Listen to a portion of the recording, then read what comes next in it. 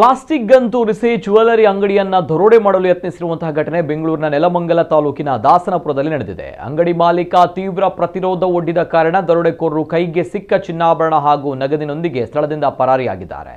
ದಾಸನಪುರದ Ramdev jewellery ಅಂಗಡಿಯಲ್ಲಿ ಈ ಕೃತ್ಯ ನಡೆದಿದೆ. ಬೈಕ್ನಲ್ಲಿ ಬಂದ ಇಬ್ಬರು ಅಪರಿಚಿತ ವ್ಯಕ್ತಿಗಳು ಏಕಾಏಕಿ ಒಡವೆ ಅಂಗಡಿಯೊಳಗೆ ನುಗ್ಗಿದ್ದಾರೆ. ತಾವು ತಂದಿದ್ದ ಪ್ಲಾಸ್ಟಿಕ್ ಗನ್ ತೋರಿಸಿ ಮಾಲೀಕರನ್ನ ಹೆದರಿಸಿ ದರೋಡೆಗೆ ಯತ್ನಿಸಿದ್ದಾರೆ.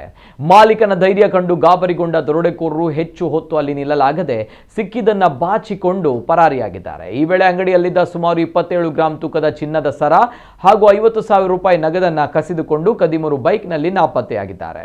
ವಿಷಯ ತಿಳಿತಾ ಇದ್ದಂತೆ ಮಾದನಾಯಕನಹಳ್ಳಿ ಪೊಲೀಸ್ ಠಾಣೆಯ ಅಧಿಕಾರಿಗಳು ಮತ್ತು ಸಿಬ್ಬಂದಿ ಸ್ಥಳಕ್ಕೆ ಭೇಟಿ ನೀಡಿ ಪರಿಶೀಲನೆ ನಡೆಸಿದ್ದಾರೆ. ಸದ್ಯ ಜ್ಯುವೆಲರಿ ಅಂಗಡಿಯ ಸುತ್ತಮುತ್ತಲಿನ ಸಿಸಿಟಿವಿ ದೃಶ್ಯಾವಳಿಗಳನ್ನು ಪೊಲೀಸರು ಸಂಗ್ರಹಿಸ್ತಾ ಇದ್ದು, ಪ್ಲಾಸ್ಟಿಕ್ ಗನ್ ತೋರಿಸಿ ಬೆದರಿಕೆ ಹಾಕಿದ ಕಿರಾತಕರಿಗೆ ಹುಡುಕಾಟ ನಡೆಸ್ತಾ ಇದ್ದಾರೆ.